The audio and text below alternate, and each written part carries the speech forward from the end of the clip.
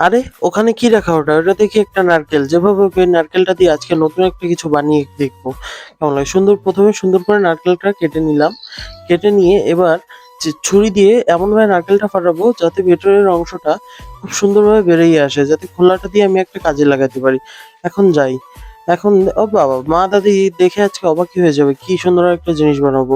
গ্যাসের চুলা অন করে নারকেল খোলাতে পানি দিয়ে বসিয়ে দিলাম। এবার গুড়গুলা সুন্দর করে ভেঙে নিয়ে ২ টা এলাচ নিয়ে পানির মধ্যে ছেড়ে দিলাম।